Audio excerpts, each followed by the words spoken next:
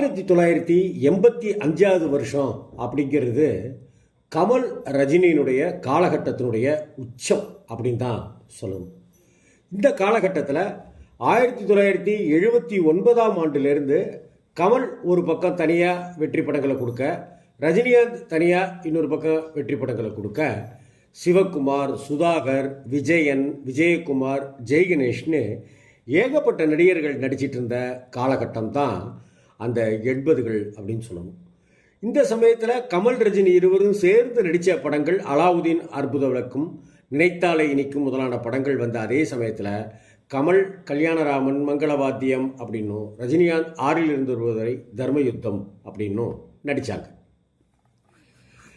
இந்த சமயத்தில் 1979 வருஷத்தில் அகல் விளக்கு, தூரத்து இடி முழக்கம், இனிக்கும் இளமைன்னு களத்தில் இறங்கினார் புரட்சி கலைஞர் கேப்டன் விஜயகாந்த்.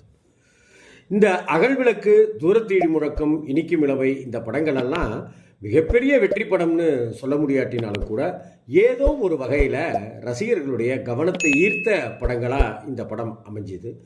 தூரத்து இடி முழக்கமாக இருக்கட்டும், இனிக்கும் இளமை படமாக இருக்கட்டும், அகல் விளக்காக இருக்கட்டும், இதெல்லாம் ஏதோ ஒரு வகையில் ஒரு கவனம் ஈர்த்த படங்கள் தானே ஒழிய வெற்றியை குவிக்கிற படங்களாக இது அமையலை.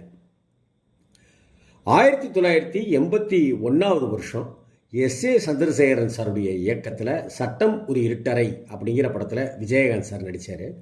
படம் சூப்பர் ஹிட் படமாக ஓடிச்சு, மிகப்பெரிய வசூலை குவித்தது. தயாரிப்பாளர்கள் விஜயகாந்தோடைய கால்ஷீட்டு கேட்டு குவிய தொடங்கினது. விஜயகாந்தும் ஒரு நம்பிக்கை நட்சத்திரமாக ஆனது இந்த காலகட்டத்தில் தான். 1984 வருஷம் வரைக்கும் அவர் பீக்கில் தான் இருக்கிறாரு. அதுக்கு அடுத்தும் கூட விஜயகாந்த் பீக்கில் தான் இருக்கிறாரு. ஒரு மார்க்கெட் வேல்யூ கொண்ட நடிகராகவும், ஒரு கட்டத்தில் கமல் ரஜினி படங்களை விட அதிக வசூல் சாதனை புரிகிற படங்களாகவுமே இவர் கொடுக்குறாரு. 1984 வருஷத்தில் விஜயகாந்துக்கும் சரி, அவருடைய லட்சக்கணக்கான ரசிகர்களுக்கும் சரி, மறக்க முடியாத ஆண்டு அப்படின்னு தான் சொல்லணும். அந்த வருஷத்தில், ஒரே வருஷத்தில் 18 படங்களில் நடித்து கொடுத்தார் விஜயகாந்த். குழந்தை இயேசு அப்படிங்கிற படத்தில் நடிக்கிறாரு. ராமநாராயணன் டைரக்ஷனில் சபாஷ் அப்படிங்கிற படத்தில் நடித்து அந்த படம் சூப்பர் ஹிட் ஆகுது. தீர்ப்பு என் கையில்னு ஒரு படம், நல்ல நாள்னு ஒரு படம், நாளை உனது நாள் அப்படின்னு ஒரு படம், 100வது நாள் அப்படின்னு ஒரு படம். இந்த படங்களில் எல்லாத்துலேயுமே ஒவ்வொரு படத்துலேயும் ஒவ்வொரு விதமான கதாபாத்திரங்களில் விஜயகாந்த் நடித்தாருங்கிறது தான் இங்கே பாராட்டுக்குரிய விஷயம். டெம்ப்ளேட்டாக ஹீரோ இப்படி தான் இருப்பார், ஹீரோ இப்படி தான் இருப்பாருங்கிறது எல்லாத்தையும் விஜயகாந்த் தன்னுடைய மாறுபட்ட கதாபாத்திரங்களால் உடச்சிக்கிட்டே வர்றார். மதுரை சூரன் அப்படின்னு ஒரு படம்.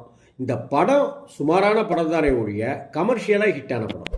மெட்ராஸ் வாத்தியார் அப்படிங்கிற ஒரு படமும் அப்படி தான். படம் பிரமாதமான படம் கிடையாது, ஆனால் ஆவரேஜான லாபத்தை கொடுக்குது. வீட்டுக்கு ஒரு கண்ணகி அப்படின்னு ஒரு படம், வெள்ளைப்புறா ஒன்று அப்படின்னு ஒரு படம், வெற்றி அப்படிங்கிற படம் மிகப்பெரிய வெற்றி படமாகவே அமையுது. வேங்கையின் மைந்தன், அதில் விஜயகாந்த் அவர்களுக்கு வித்தியாசமான கேரக்டர், வித்தியாசமான நடிப்பு அப்படின்னு இருக்குது. ஆக மொத்தத்தில் ஒரு ஆவரேஜ் ஹீரோவாகவும் சூப்பர் ஹிட் ஹீரோவாகவும் கலந்து கட்டியே ஜெயிச்சிட்ருக்கார் விஜயகாந்த். இந்த சமயத்தில் தான் வைதேகி காத்திருந்தாள் அப்படின்னு ஆர் சுந்தரராஜன் டைரக்ஷனில் இசைஞானி இளையராஜாவுடைய இசையில் வருது. அதுவரை விஜயகாந்த் நடித்த கதாபாத்திரங்களை எல்லாம் கடந்து ஒரு அட்டகாசமான ஒரு குணச்சித்திர கேரக்டரில் பிரமாதம் பண்ணியிருப்பார் விஜயகாந்த். ஜனவரி 1 அப்படின்னு ஒரு படம், குடும்பம் அப்படின்னு ஒரு படம். இந்த படங்களுக்கெல்லாம் மத்தியில் சத்தியம் நீயே, மாமன் மச்சான் அப்படின்னு தொடர்ந்து படங்கள் வந்துக்கிட்டே இருக்குது. தயாரிப்பாளர்கள் அவர்கிட்ட போய்கிட்டே இருக்காங்க, வெற்றியை குவிச்சிக்கிட்டே இருக்கார். இரவு பகல் அப்படின்ற நேர வித்தியாசங்களே இல்லாமல் கடுமையாக உழைச்சிக்கிட்டே இருக்கிறார் விஜயகாந்த் அவர்கள். தொடர்ந்து விஜயகாந்த் படம் கொடுத்தா அது ஹிட் ஆகும், விஜயகாந்த்கிட்ட போய் ஒரு படம் பண்ணினா அது ஜெயிச்சிடலாம் அப்படிங்கிற ஒரு நம்பிக்கை ரசிகர்களுக்கும் ஏற்படுது, தயாரிப்பாளர்களுக்கும் ஏற்படுது, திரையரங்கத்தில் விநியோகஸ்தர்களுக்கு எல்லாருக்குமே ஏற்படுது. இந்த வருடங்களுக்கு அப்புறமா வரிசையாக பல படங்கள் கொடுக்குறாரு, பல படங்கள் ஹிட் அடிக்கிறாரு.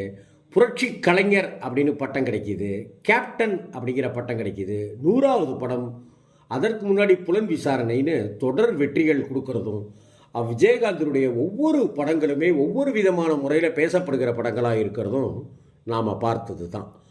ஆக 1985 வருடத்தில் 84 வருடத்தில் கிட்டத்தட்ட ஒரே வருடத்தில் 18 படங்கள் நடித்து எல்லா தயாரிப்பாளர்களுக்கும் லாபம் கொடுக்கக்கூடிய ஒரு அட்சய பாத்திரமாக விஜயகாந்த் அவர்கள் இருந்திருக்கார். அதனால தான் இன்னைக்கு வரைக்கும் கேப்டன்னு அவரை கொண்டாடிக்கிட்டே இருக்கிறோம்.